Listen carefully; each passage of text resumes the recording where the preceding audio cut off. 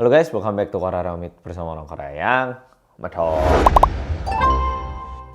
Di video kali ini aku pengen menjelaskan mungkin satu pengucapan yang sebaiknya tidak kita gunakan.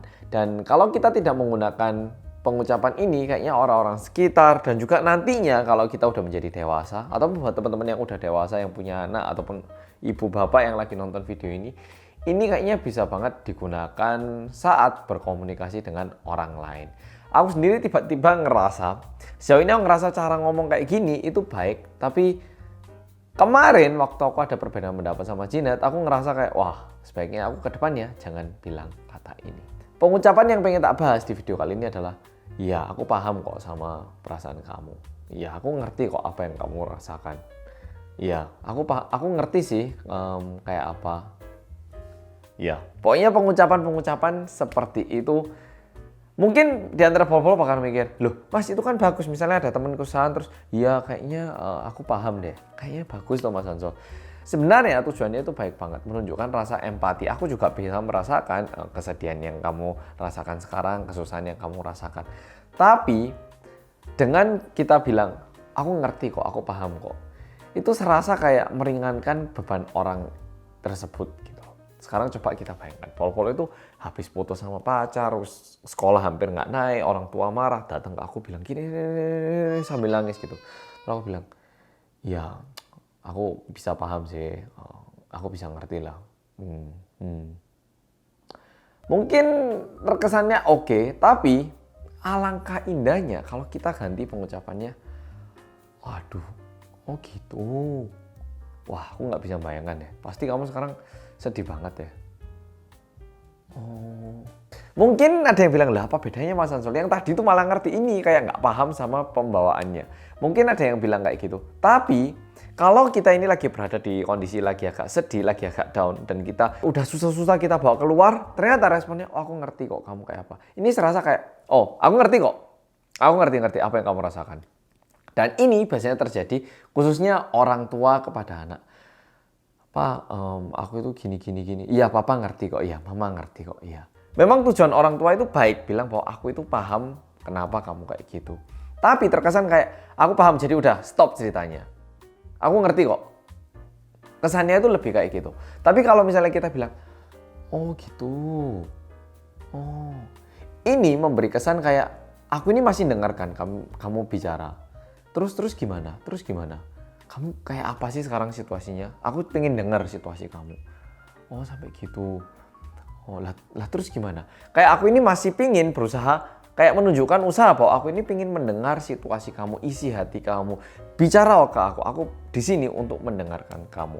Dan sebenarnya saat seseorang membagikan kondisi mereka, kemungkinan besar yang mereka butuhkan itu bukan jawaban, oh kalau dari pengalamanku kamu baiknya gini. Memang itu juga merupakan salah satu solusi. Tapi mayoritas di saat itu yang mereka butuhkan adalah telinga dan hati seseorang yang benar-benar mau mendengarkan dan juga mau berempati apa yang mereka sedang hadapi. Yang bikin mereka merasa aku ini nggak sendiri. Ternyata ada orang masih mau mendukung aku. Ternyata ada orang kok yang masih mau dengerin aku. Hidupku nggak terlalu buruk, aku nggak sendiri, jangan nyerah deh, kayak gitu. Tapi bayangkan kalau misalnya kita udah cerita susah-susah, yang dengarkan ini bilang, oh iya sih aku paham, ya ini agak mirip sama kejadianku tahun lalu. Terkesan kayak, oh aku juga ngerti kok beban itu, tahun lalu aku juga ngelewatin. Mungkin ada yang sedikit nggak paham, ada yang masih belum dapat perasaannya, tapi apapun beban yang dialami oleh orang tersebut, bisa jadi beban itu lebih ringan daripada beban yang pernah kita rasakan. Tapi ketika kita ngomong, oh aku ngerti kok kayak gitu, aku dulu malah pernah lebih parah. Dengan kita bilang kayak gitu, orang yang udah berusaha keras untuk mengeluarkan unek-uneknya ini bakal merasa kayak, oh jadi kamu bilang kalau kamu itu pernah ngalamin hal yang lebih keras, jadi bebanku lebih ringan, seharusnya aku bisa. Itu kesan yang didapat gitu. Dan aku nyadar ini kayak kemarin itu aku ngomong terus aku sendiri tuh secara nggak sadar aku bilang, ya I know what you mean. Ya aku paham yang kamu maksud apa. Tapi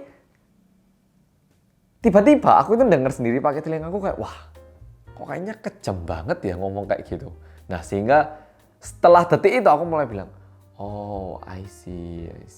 And then aku berusaha kayak mendengar terus gitu. Dan memang mungkin yang dengar pun nggak nyadar, tapi perasaan yang diterima oleh orang itu dan juga dengan aku bilang oh gitu dan terus berusaha mendengar, orang itu jadi ngerasa kayak oh ternyata orang yang ada di depanku ini benar-benar pengen mau mendengarkan isi hatiku, benar-benar pengen menyelesaikan masalah yang terjadi di antara kita, ataupun benar-benar pengen membantu aku menyelesaikan masalah ini. Tapi dengan kita bilang oh gitu ya, aku paham kok, paham, itu terkesan kayak aku ngerti, udah cukup sampai situ aja.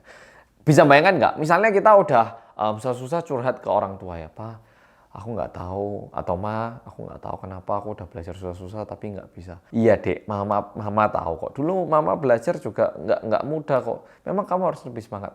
Memang itu baik. Tapi kalau misalnya kita sebagai orang tua nantinya bisa bilang, oh gitu. Padahal kamu udah belajar giat tapi nilainya nggak naik ya. Oh, aduh, masalahnya apa ya? Terus enaknya Mama bantu apa atau Papa bantu apa? Dengan kita bilang kayak gini, orang yang cerita pun merasa didengar dan pastinya orang ini bakal memiliki kayak rasa lain kali kalau ada hal yang susah aku mau ngomong lagi deh ke orang ini, karena orang ini benar-benar mau membantu aku tahu isi hati aku.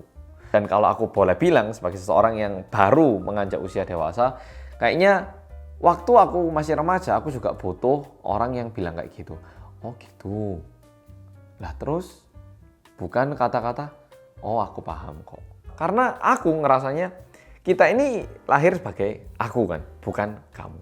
Bagaimana bisa kita itu benar-benar merasakan apa yang dia rasakan. Kita cuma bisa membayangkan, bisa berempati. Tapi kita nggak bakal pernah bisa merasakan betapa beratnya beban hidup yang dia jalankan. Ya enggak? Ya jadi kayaknya kedepannya kalau misalnya Polo-Polo lagi ngomong sama orang yang benar-benar penting dalam hidup Polo-Polo ataupun orang tua ataupun keluarga, coba kita ubah rek. Ngomongnya itu bukan oh aku paham kok, tapi lebih ke oh gitu. Dan kita coba mendengar. Dan dengan kita menunjukkan sikap kayak gitu, ternyata aku itu juga jadi kayak oh selama ini aku ternyata juga pengen menyelesaikan pembicaraan ini dengan cepat, bukan benar-benar mau mendengarkan apa yang ingin disampaikan oleh orang itu gitu. Aku nggak yakin apakah video kali ini benar-benar ngena di hati Polo-Polo atau enggak. Tapi kalau misalnya Polo-Polo ngerasa ini ngena, coba sih sharean video ini ke orang yang pingin Polo-Polo sentuh hatinya. Mungkin orang tua Polo-Polo, mungkin Polo-Polo pingin bilang, Ma, apa selama ini aku butuh papa sama mama untuk mendengarkan aku, bukan memberikan jawaban atau cuman sebatas ya paham, ya ngerti, ya makasih update-annya. Oke Polo-Polo, makasih udah nonton video kali ini dan sampai jumpa di video